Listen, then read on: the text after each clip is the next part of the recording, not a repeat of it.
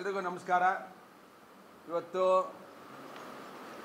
ನಮ್ಮ ಭಾರತೀಯ ಜನತಾ ಪಕ್ಷ ಏನು ಎಕ್ಸ್‌ಪ್ರೆಸ್ ಕೆನಾಲ್ ಅಥವಾ ಲಿಂಕ್ ಕೆನಾಲ್ ಅಂತ ಇವತ್ತು ನಾವು ಕರಿತೇವೆ, ಈ ಕಾಂಗ್ರೆಸ್ ಸರ್ಕಾರ ಬಂದ ಮೇಲೆ 70ನೇ ಕಿಲೋಮೀಟ್ರಿಂದ ನೇರವಾಗಿ ಕುಣಿಗಲ್ ಮತ್ತು ರಾಮನಗರ ಜಿಲ್ಲೆಗೆ ಹೇಮಾವತಿ ನೀರನ್ನು ತಗೊಂಡೋಗುವಂಥ ಒಂದು ಯೋಜನೆ ಅನುಷ್ಠಾನ ಮಾಡಿದೆ. ಈ ಸರ್ಕಾರ ಬಂದ ತಕ್ಷಣವೇ ಅದು ಅನುಷ್ಠಾನ ಆಯಿತು. ಅವತ್ತಿಂದ ಇಲ್ಲಿವರೆಗೂ ನಾವು ಹೋರಾಟ ಮಾಡ್ಕೊಂಡು ಬಂದಿದ್ದೇವೆ. ನಾವು ಸರ್ಕಾರದ ಗಮನಕ್ಕೂ ಕೂಡ ತಂದಿದ್ದೇವೆ. ಪರಮೇಶ್ವರ್ ಮನೆ ಮುಂದೆನೂ ಕೂಡ ಪ್ರತಿಭಟನೆ ಮಾಡಿದ್ದೇವೆ. ನಿಟ್ಟೂರಿಂದ DC ಆಫೀಸ್ವರೆಗೂ ಪ್ರತಿಭಟನೆ ಮಾಡಿದ್ದೇವೆ, ಪಾದಯಾತ್ರೆ ಮಾಡಿದ್ದೇವೆ.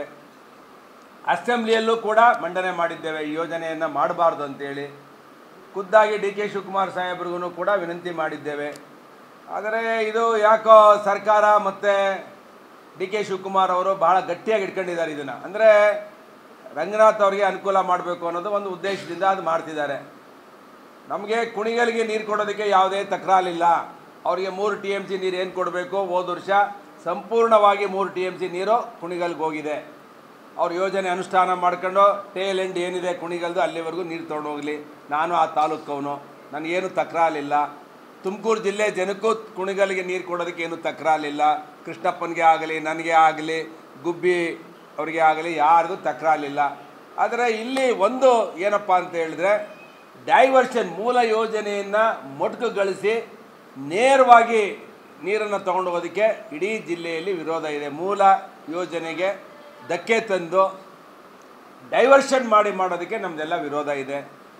ಇಷ್ಟೆಲ್ಲ ಹೋರಾಟಗಳಾಗಿ, ಇಷ್ಟೆಲ್ಲ ಅಸೆಂಬ್ಲಿಗಳಲ್ಲಿ ರೈತರುಗಳು, ಸ್ವಾಮೀಜಿಗಳು, ಜನಪ್ರತಿನಿಧಿಗಳು ನಾವೆಲ್ಲರೂ ಹೋರಾಟ ಮಾಡಿದ್ದೇವೆ.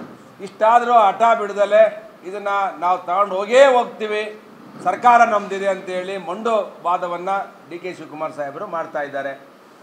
ನಾನಿವತ್ತು 144 ಸೆಕ್ಷನ್ ಕೂಡ ಜಾರಿ ಮಾಡಿದ್ದಾರೆ ತಹಸೀಲ್ದಾರು. ನಾವು ಇದಕ್ಕೆ ಕಚ್ಚೆನೂ ಕಟ್ಟಲ್ಲ. 144 ಸೆಕ್ಷನ್ನು ಸರ್ಕಾರ ಇದೆ, ಅವ್ರು ಮಾಡ್ಕೊಳ್ತಾರೆ. ನಾವಿರೋದು ಹೋರಾಟ ಮಾಡೋಕ್ಕೆ, ನಾವು ಹೋರಾಟ ಮಾಡೇ ಮಾಡ್ತೇವೆ. ಅವರಿರೋದು ಸೆಕ್ಷನ್ ಹಾಕೋಕ್ಕೆ, ನಾವಿರೋದನ್ನು ಮುರಿಯೋಕ್ಕೆ. 144 ಸೆಕ್ಷನ್ನ ಮುರಿತೇವೆ. ಯಾವುದೇ ಒತ್ತಡಕ್ಕೂ ನಾವು ಒಳಗಾಗಲ್ಲ. ಒಂದು ಸ್ಪಷ್ಟವಾಗಿ ಹೇಳ್ತೇನೆ, ಇದು ರೈತರಿಗೋಸ್ಕರ ಹೋರಾಟ ಮಾಡ್ತಿರೋದು. ನಾವ್ಯಾರೋ ನಮ್ಮ ಸ್ವಾರ್ಥಕ್ಕೆ, ಸುರೇಶ್ ಗೌಡನ ಸ್ವಾರ್ಥಕ್ಕಾಗಲಿ, MT ಕೃಷ್ಣಪ್ಪನ ಸ್ವಾರ್ಥಕ್ಕಾಗಲಿ, ಸೊಗಡು ಶಿವಣ್ಣನ ಸ್ವಾರ್ಥಕ್ಕಾಗಲಿ, ಸ್ವಾಮೀಜಿಯವರ ಸ್ವಾರ್ಥಕ್ಕಾಗಿ ಈ ಹೋರಾಟ ಮಾಡ್ತಿಲ್ಲ. ನಾವು ಮಾಡ್ತಿರೋದು ರೈತರ ಜಿಲ್ಲೆಯ ರೈತರ ಹಿತಕ್ಕಾಗಿ ಹೋರಾಟ ಮಾಡ್ತಿದ್ದೇವೆ. ಇದು ಮರಣ ಶಾಸನ ಆಗಬಾರ್ದು. ತುಮಕೂರು ಜಿಲ್ಲೆಯಲ್ಲಿ ಬಹಳ ಜನ ಹೋರಾಟ ಮಾಡಿ ಹೇಮಾವತಿ ನೀರನ್ನು ತಂದಿದ್ದೇವೆ. ನಾನು ಈ ಕೂಡಲೇ ಸರ್ಕಾರಕ್ಕೆ ಕೇಳ್ತಾ ಇದ್ದೇನೆ, ನಿಮ್ಮ 144 ಸೆಕ್ಷನ್ಗೆ ನಾವು ಕಚ್ಚೆನೂ ಕಟ್ಟಲ್ಲ. ತಾಕತ್ತಿದ್ರೆ ನೋಡೋಣ, ಸರ್ಕಾರನ, ಜಿಲ್ಲಾಡಳಿತನ, ಇಲ್ಲ ರೈತರ ಸವಾಲಿದು. ಇದನ್ನು ಸವಾಲನ್ನ ನಾವು ಹಾಕಿದ್ದೇನೆ ಸರ್ಕಾರಕ್ಕೆ. ಜಿಲ್ಲಾಧಿಕಾರಿಗಳಿಗೆ ಹೇಳ್ತೇನೆ, ನೀವೆಲ್ಲ ಈ ಜಿಲ್ಲೆ ಅನ್ನ ತಿಂತಿದ್ದೀರಾ, ನೀವೆಲ್ಲ ರೈತರ ಮಕ್ಕಳಿದ್ದೀರಾ. ನೀವೇನಾದರೂ ಪೊಲೀಸ್ನವರೇ ಇರ್ಬೋದು, ತಹಸೀಲ್ದಾರೇ ಆಗಿರ್ಬೋದು, DCನೇ ಆಗಿರ್ಬೋದು. ಫಸ್ಟು ನಾನು ಹೇಳ್ತಾ ಇದ್ದೇನೆ, ಜಿಲ್ಲೆಯಲ್ಲಿರುವಂಥ ಪರಮೇಶ್ ಸಾಹೇಬ್ರಿಗೂ ಹೇಳ್ತಿದ್ದೇನೆ, ರಾಜಣ್ಣ ಸಾಹೇಬ್ರಿಗೂ ನಾನು ವಿನಂತಿ ಮಾಡ್ತೇನೆ, ಕೂಡಲೇ ಅಚ್ಚುಕಟ್ಟನ್ನು ಡಿಕ್ಲೇರ್ ಮಾಡಿ. ನೀರನ್ನು ನಾವು ಅಚ್ಚುಕಟ್ಟು ಡಿಕ್ಲೇರ್ ಮಾಡಿದ್ರೆ ಪ್ರತಿ ವರ್ಷವೂ ಕೂಡ 1 ಲಕ್ಷ ಹೆಕ್ಟೇರ್ಸು ಇದನ್ನೆಲ್ಲ ಕರ್ಟೈಲ್ ಮಾಡ್ಕೊಂಡು ನೀರು ಸೇವಿಂಗ್ಸ್ ಅಂತ ಹೇಳಿ ನೀರು ತೊಗೊಂಡೋಗುವಂಥ ಡೋಂಗಿತನವನ್ನು ಫಸ್ಟು ನಿಲ್ಲಿಸಬೇಕು. ನಾವೆಲ್ಲ ಜಿಲ್ಲೆ ಶಾಸಕರು ಮಾತಾಡ್ಕೊಳ್ತೇವೆ, ಏನು ಅಚ್ಚುಕಟ್ಟಿದೆ ಅದನ್ನು ಡಿಕ್ಲೇರ್ ಮಾಡ್ತೇವೆ. ಎಲ್ಲ ಕ್ರಾಪ್ಗೆ, 2 ಕ್ರಾಪ್ಗೆ ಅಥವಾ 1 ಕ್ರಾಪ್ಗೆ ಇವತ್ತು ನಮ್ಮದು ಆದೇಶ ಇರೋದು. ಆ ಕ್ರಾಪ್ಗೆ ನೀರು ಕೊಡುವಂಥದ್ದನ್ನು ಈ ವರ್ಷದಿಂದ ಇಂಪ್ಲಿಮೆಂಟ್ ಮಾಡುವಂಥ ಕೆಲಸವನ್ನು DC ಅವರು, ಹೇಮಾವತಿಯವರು ಕೂಡಲೇ ಮಾಡಬೇಕು. ಕುಡಿಯೋ ನೀರು ಬಿಟ್ಟು ಬೇರೆ ಕೆರೆಗಳಿಗೆ ತುಂಬಿಸುವಂಥ ನೀರುಗಳನ್ನು ತಕ್ಷಣ ರದ್ದು ಮಾಡಿ ಎಲ್ಲ ಕ್ರಾಪ್ಗೆ ನೀರು ಕೊಡುವಂಥ ಕೆಲಸಗಳನ್ನು ಸರ್ಕಾರ ಮಾಡಬೇಕು ಅಂತೇಳಿ ಈ ಸಂದರ್ಭದಲ್ಲಿ ಆಗ್ರಹ ಮಾಡ್ತೇನೆ.